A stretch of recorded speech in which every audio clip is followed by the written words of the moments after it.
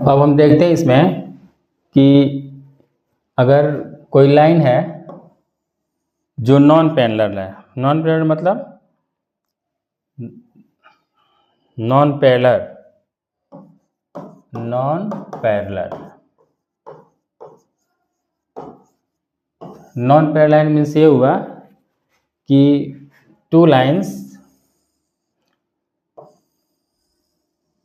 which have different distance its point, मतलब अगर दो अगर पॉइंट है, अगर उसके बीच में डिफरेंट डिस्टेंस है तो वो नॉन पैरेलल हो जाएगा। जैसे मान लो 8 है, 6 है, 5 है, 4 है, 3 है, तो नॉन पैरेलल हो जाएगा। ठीक है, तो अगर नॉन पैरेलल लाइन है तो उसमें क्या क्या, जैसे एंगल्स तो उसमें ही बनेगा, लेकिन उसमें डिफरेंट क्या होता है पैरेलल से, उसके बारे में हमको देखना है।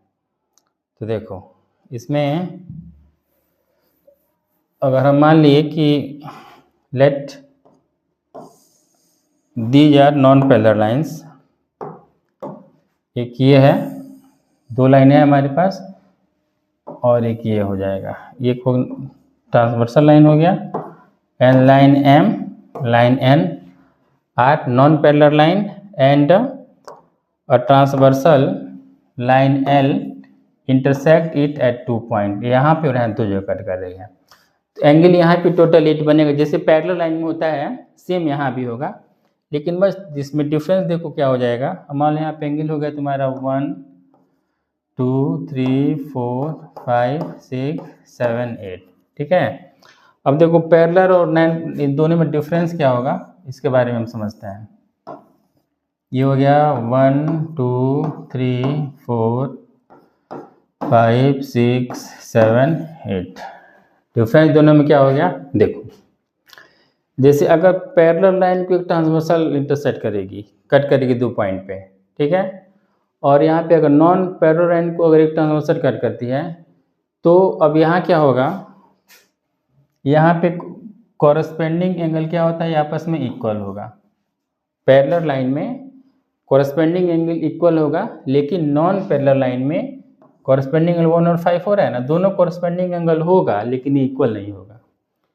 जिससे 1 और 5 कॉरस्पेंडिंग एंगल है ये, लेकिन नॉन पैरेलल लाइन में 1 और 5 इक्वल नहीं होगा। जैसे मान लो यहाँ पे अगर ये 100 डिग्री 1 को मान लिए तो ये भी 100 होगा, दोनों इक्वल होगा ये। ठीक है, लेकिन वही अगर नॉन पैरेलल लाइन है तो 1 और 5 दोनों आपस में क्या होगा, ये इक्वल 1 और इक्वल एंगल 5 ये आपस में इक्वल नहीं होगा। मतलब क्या हुआ कि नॉन पैरेलल लाइन में कॉरस्पेंडिंग एंगल इक्वल नहीं होता है, यानी यहाँ पे 1 और 5 इक्वल नहीं होगा, 3 और 8 कॉरस्पेंडिंग एंगल है लेकिन इक्वल नहीं होगा, 2 और 6 यहाँ पे क्या है, ये कॉरस्पेंडिंग एंगल है लेकिन इक्वल नहीं होगा, ये 4 और 7 क्या है, कॉरस्पेंडिंग एंगल है लेकिन वे इक्वल नहीं होगा। मतलब क्या हुआ, if two lines are non-parallel and a line third line intersect at it any 2 point, then its corresponding angles are not equal। और क्या है इसमें होगा, corresponding angle इक्वल नहीं होगा, और इसके साथ ही इसमें जो अल्टरनेट एंगल है, अल्टरनेट एंगल में वो या तो इंटीरियर हो या फिर एक्सटीरियर हो। जैसे 3 और 6 इंटीरियर अल्टरनेट है तो ये भी दोनों आपस में इक्वल नहीं होगा। नॉन पैरेलल लाइन में अल्टरनेट एंगल इक्वल है, यानी 3 और 6 यहाँ पे देखो, यहाँ पे 3 और 6 इक्वल है क्योंकि ये दोनों क्या है, ये पैरेलल लाइन है दोनों ये, लेकिन यहाँ पे 3 और 6 इक्वल नहीं है क्योंकि नॉन पैरेलल लाइन है।